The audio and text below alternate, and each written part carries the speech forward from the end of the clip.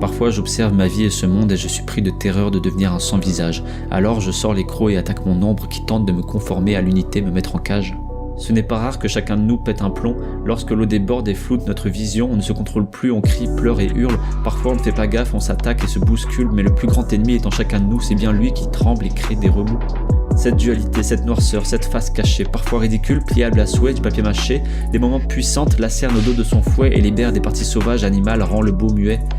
Comme ce jour où j'ai entendu sa nuque craquer, cette fois à peine ivre, j'ai baisé sans amour, sensation de vide, mon corps était lourd, aveuglé et sourd, je n'entendais pas qu'il commençait à pleurer. On pense à écraser nos ennemis, les brûler vifs, leur faire boire un peu de liqueur et mettre le feu à la mèche, les torturer et créer des dommages cognitifs, dépecer leur cœur et y tirer une flèche, écraser leur visage contre l'asphalte, les voir supplier, nous demander pardon, leur ouvrir la bouche, y mettre un bout de basalte et recommencer indéfiniment la chanson. On fracasse des crânes pour quelques tracas, casse, claque et craque les carcasses, crade en caisse, castre les caresses et ramasse des larmes pour quelques éclats. Je suis parfois perdu. C'est dur d'être sage. Je ne vois plus que des sans-visages. C'est ce genre de pulsions qui me font le plus peur, savoir jusqu'où peut aller ma cruauté si je lâche la bride et suis mon instinct destructeur.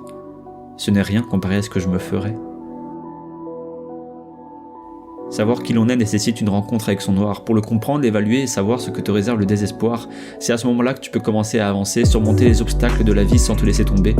L'unité est consciente, la masse est médiocre, beaucoup de mecs pensent que la couleur préférée des filles est l'ocre, les esclaves fuient la réalité de la solitude, se vengent sur ceux à qui ils peuvent briser les rotules, comme ces types qui salissent leurs belles, les martèlent de 50 nuances de coups sous les paupières, maquillent leur copine comme un arc-en-ciel avant qu'au fond du lac elles décident de suivre la pierre.